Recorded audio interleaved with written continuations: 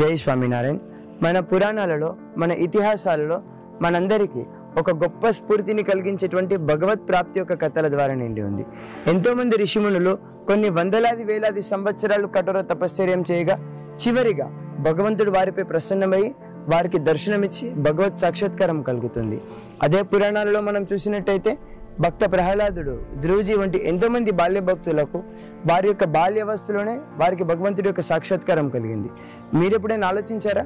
కొందరికి అంత ఎక్కువ సమయం పట్టడం, మరికొందరికి అతి తక్కువ సమయంలోనే భగవంతుడి యొక్క సాక్షాత్కారం ఏ విధంగా అవుతుందో, అతి తక్కువ సాధనతో మరి అతి తక్కువ సమయంలో భగవంతుడి యొక్క సాక్షాత్కారానికి మరియు భగవంతుడి యొక్క ప్రసన్నతకు మనం పాత్రలు కావాలంటే మనలో ఉండాల్సినటువంటి లక్షణాలు ఏమిటి? రండి, ఈరోజు మనం ఒక చరిత్ర ద్వారా తెలుసుకుందాం. గుజరాత్లోని పంచాల నగరపు యొక్క రాజు జీనాబాయ్ తను భగవాన్ స్వామినారాయణ యొక్క మహాభక్తుడు. తన యొక్క నిత్య జీవితాన్ని, తన యొక్క రాజ్యశాసనాన్ని భగవాన్ స్వామినారాయణ ఆదేశించిన శిక్షాపత్రి ప్రమాణంగా తను సాగించేవాడు. అంతటి మహాభక్తుడు ఈ జీనాబాయ్. ఒకరోజు జీనాబాయ్ మనసులో ఒక సంకల్పం కలిగింది. గుజరాత్లోని అత్యంత ప్రాముఖ్య నగరం గల జునాగఢ్లో అత్యంత దివ్యంగా మరియు అత్యంత భవ్యంగా ఒక దివ్య ఊరేగింపు చేయాలని. ఆ సంకల్పంతో జీనాబాయ్ పంచాల నగరం నుంచి గఢ్పూర్కు వచ్చాడు. అదే సమయంలో భగవాన్ స్వామినారాయణ దాదాకాచర్ యొక్క రాజ్యంలో ఒక నింబ వృక్షం కింద అన్ని శ్వేత వస్త్రాలు ధరించి, బంగారు ఆభరణాలు ధరించి, మెడలో గులాబీ పూల యొక్క పుష్పమాలను ధరించి అందరి మనసులను దోచుకుంటూ ఆ చిత్తచూరుడు అక్కడ కూర్చొని ఉన్నాడు. అతని ముందు ఎంతో మంది సాధువులు మరియు హరిభక్తులు భగవాన్ స్వామినారాయణ దర్శించుకుంటున్నారు. అదే సమయంలో జీనాబాయ్ భగవాన్ స్వామినారాయణ వద్దకు వచ్చి భగవాన్ స్వామినారాయణ పాదాలకు సాష్టాంగ దండవత్ ప్రణామం చేసి తన యొక్క 2 చేతులు జోడించి శ్రీజీ మహారాజ్ని దర్శించుకున్నాడు. మహారాజ్ని దర్శించుకుంటూ మహారాజ్ని ప్రార్థించాడు. హే మహారాజ్, ఈరోజు నా మనసులో ఒక సంకల్పంతో మీ వద్దకు వచ్చాను. మహారాజ్, దయచేసి మీరు దాన్ని కాదనకండి. తప్పకుండా జీనాబాయ్, ఏమిటది అని భగవాన్ స్వామినారాయణ అడగగా, మహారాజ్, అత్యంత ప్రాముఖ్య నగరం గల జునాగఢ్లో మీ అత్యంత దివ్యంగా మరియు అత్యంత భవ్యంగా ఊరేగింపు చేయాలని నా మనసులో సంకల్పం. మహారాజ్, మీరు కాదనకండి. జీనాబాయ్ మనసులోని అత్యంత ప్రేమను భగవాన్ స్వామినారాయణ గుర్తించి సరే అని జీనాబాయ్కి ఆజ్ఞాపించాడు. భగవాన్ స్వామినారాయణ ఆజ్ఞ కలగగానే వెంటనే గఢ్పూర్ నుంచి జీనాబాయ్ జునాగఢ్ నగరానికి వచ్చాడు. మరి జునాగఢ్ నగరపు యొక్క రాజు హమీద్ ఖాన్ని కలిసి ఊరేగింపు విషయాన్ని చెప్పి ఈ ఊరేగింపు కోసం అనుమతి తీసుకున్నాడు. రాజు అనుమతి దొరకగానే జీనాబాయ్ మరియు భగవాన్ స్వామినారాయణ యొక్క భక్తులు జునాగఢ్ నగరంలో మరియు చుట్టుపక్కల గ్రామాల్లో ఈ ఊరేగింపు విషయాన్ని అందరి చెవుల్లో వేశారు. అందరూ ఈ ఊరేగింపు కోసం 1000 కన్నులతో వేచి చూస్తున్నారు. మరోవైపు ఈ ఊరేగింపు యొక్క ఏర్పాట్లన్నీ జరుగుతున్నాయి. ఒక పెద్ద ఏనుగుని తీసుకొని ఆ ఏనుగుని అమూల్యమైనటువంటి వస్త్రాలు, పూలు మరియు పూలమాలతో అలంకరించారు. మరియు ఎంతో మంది భక్తులకు ఆహ్వానం దొరకగా అందరు ఈ ఊరేగింపుకు వచ్చారు. అందరు వేచి చూసినటువంటి సమయం ఆసన్నమైంది.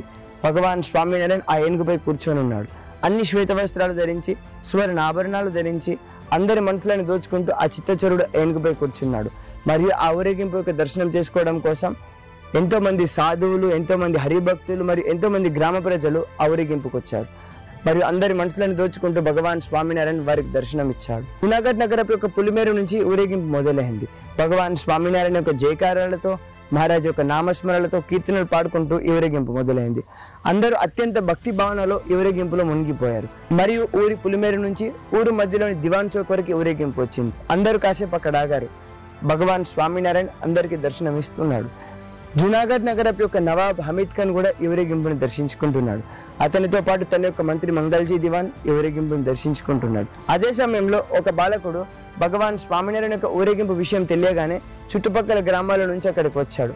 అతనితో పాటు అబ్బాయి 3 దోసకాయలను తీసుకొని వచ్చాడు. భగవాన్ స్వామినారాయణ దర్శించగానే అతని మనసులో ఏదో చెప్పలేనటువంటి భావన కలిగింది. మరియు అతని మనసులో ఒక సంకల్పం కలిగింది. నేను నాతో పాటు ఈ 3 దోసకాయలను తీసుకొని వచ్చాను. ఒకవేళ ఈ 3 దోసకాయలను భగవాన్ స్వామినారాయణ స్వీకరిస్తే నాకంటే అదృష్టవంతుడు ఈ ప్రపంచంలో ఎవరు ఉండకపోవచ్చు, కానీ ఇంతమంది ప్రజల్లో బహుశా జరగకపోవచ్చు అని ఆ అబ్బాయి తన మనసులో బాధపడుతున్నాడు. కానీ మనందరికీ తెలిసిందే, భగవంతుడు అంతర్యామి. మన మనసులో జరిగే ప్రతి ఒక్క సంకల్పం భగవంతుడికి తెలుస్తుంది. ఆ పసి బాలకుడి మనసులోని సంకల్పం కూడా భగవాన్ స్వామినారాయణ పసిగట్టేశాడు.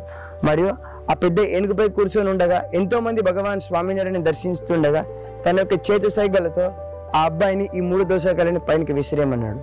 ఆ అబ్బాయి యొక్క ఆనందానికి ఎటువంటి హంతులు లేవు. మరి ఒకటి పైగా ఒకటి ఆ అబ్బాయి దోసకాయలను పైనకి విసిరేశాడు.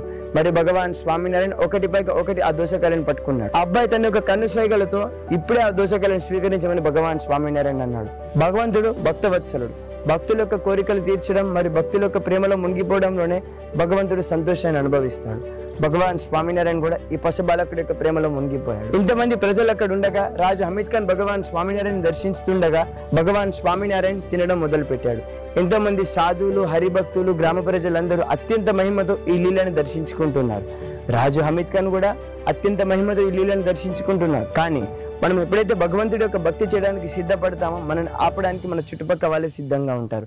అదే జరిగింది ఈ హమీద్ ఖాన్ తో పాటు. రాజు హమీద్ ఖాన్ అయితే అత్యంత మహిమతో భగవాన్ స్వామినారాయణ దర్శించుకుంటున్నాడు. కానీ తన యొక్క మంత్రి మంగళజీ దివాన్కి భగవాన్ స్వామినారాయణ అంటే ద్వేషం. భగవాన్ స్వామినారాయణ చేస్తున్న ఈ లీలను చూసి అతను హమీద్ ఖాన్ తో విధంగా అన్నాడు, హో నవాబ్, హో రాజా, మీరు ఇతన్ని భగవంతుడని నమ్ముతున్నారా? ఒక సాధారణమైనటువంటి మనిషికి ఉండాల్సినటువంటి బుద్ధి లేని వ్యక్తి భగవంతుడు ఎలా అవుతాడు? ఇంతమంది సముదాయంలో అతను అక్కడ కూర్చొని తినడం అంత అవసరమా? అతని ఆకలిని అతను ఓర్చుకోలేడా? ఓ మహారాజా, ఒకవేళ భగవాన్ స్వామినారాయణ కూర్చున్న వద్ద మీరు కూర్చున్నా లేదా నేను కూర్చున్నా మన మనసులో ఎటువంటి సంకల్పం కూడా కాదు. కానీ ఈ స్వామినారాయణ తన యొక్క ఆకలిని ఓర్చుకునే వ్యక్తి మీరు పరమాత్మని నమ్ముతున్నారా? ఓ రాజా, ఇదంతా మన సమయం వృధా, పద అని మంగళజీ దివాన్ రాజు హమీద్ ఖాన్తో అన్నాడు. హమీద్ ఖాన్ ఒక చిన్న చిరునవ్వు నవ్వి ఈ విధంగా అన్నాడు, మంగళజీ దివాన్, నువ్వు అన్న మాట నిజం. ఒకవేళ భగవాన్ స్వామినారాయణ కూర్చున్న వద్ద నువ్వు లేదా నేను కూర్చున్నా మన మనసులో ఎటువంటి సంకల్పం కలిగేది కాదు. ఎందుకంటే మనకు మన యొక్క అహంకారం అడ్డొస్తుంది. భగవంతుడికి ఎటువంటి అహంకారం ఉండదు. భక్తుల యొక్క ప్రేమలో మునిగిపోవడంలోనే భగవంతుడి యొక్క అత్యంత సంతోషంగా భావిస్తాడు. ఈ పసి బాలకుడి యొక్క ప్రేమలో భగవాన్ స్వామినారాయణ మునిగిపోయి తన యొక్క పరమాత్ముడని తను మర్చిపోయాడు. అందుకే అతన్ని మనం భగవంతుడు అంటాం, మంగళజీ దివాన్, మనం భగవంతుడు అంటాం అని రాజు హమీద్ ఖాన్ మంగళజీ దివాన్తో అన్నాడు.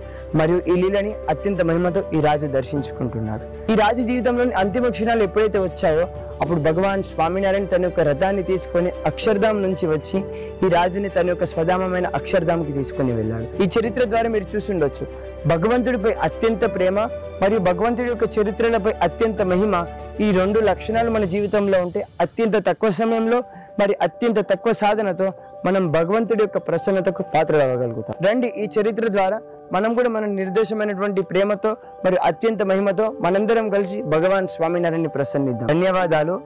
జై స్వామినారాయణ.